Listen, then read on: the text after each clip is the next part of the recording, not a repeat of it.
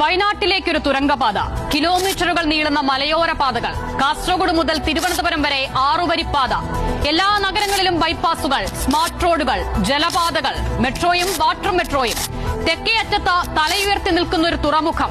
അരനൂറ്റാണ്ട് കൊണ്ടുണ്ടാകേണ്ട വികസനം കേവലം ഒരു ദശാബ്ദം കൊണ്ട് നേടുകയാണ് നാം. കേരളം മാറുകയാണ്.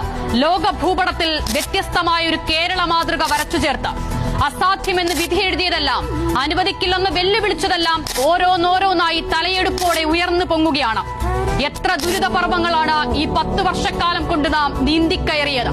മുന്നോട്ടു പോക്ക് തന്നെ അസ്തമിച്ചുവെന്ന് തോന്നിയിടത്ത് ഇനി എന്തെന്ന് പകച്ചുനിന്ന ജനതയോട് നമ്മൾ ഒരുമിച്ചങ്ങിറങ്ങുകയല്ലേ എന്ന് ചോദിച്ചൊരു ഭരണാധികാരി, ലോകത്തിന് മുന്നേ കേരളം എന്ന് ചിന്തിക്കുന്ന ഒരു ക്രാന്തദർശി. അതെ, പിണറായി വിജയൻ എന്നൊരു കമ്മ്യൂണിസ്റ്റിന്റെ ദീർഘവീക്ഷണത്തിന്റെ സ്വാദ് കൂടിയാണ് നാം ഇന്ന് അനുഭവിക്കുന്ന നവകേരളം. വയനാട്ടിൽ പെട്ടെന്ന് എത്താൻ വേണ്ടിയിട്ടുള്ള ടണൽ പ്രോജക്ട്, അതിനെയൊക്കെ ഞങ്ങൾ എതിർക്കും, ശക്തിയായി ഞങ്ങൾ എതിർക്കും. തുരങ്കപാത അനുവദിക്കില്ലെന്ന് പറഞ്ഞവർ ഇന്ന് ആ നേട്ടത്തിന്റെ പങ്കുപറ്റാൻ ശ്രമിക്കുന്നതാണ് പിണറായി വിജയൻ എന്ന മുഖ്യമന്ത്രിയുടെ ഇച്ഛാശക്തി. അതെ, പ്രതിസന്ധി ഘട്ടങ്ങളിൽ നാം പിണറായി വിജയനാകണം.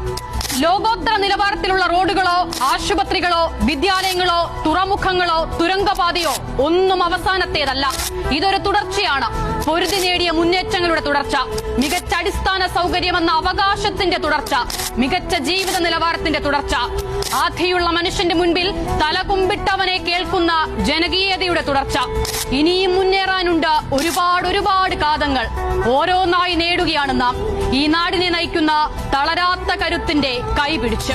െറിയുള്ളൊരു നേതാവുണ്ട്, കനിവുള്ളൊരു കരളതുമുണ്ട്, അഴലകലൻ കരളു കൊടുത്തേ വെയിലിൻ കൊള്ളി.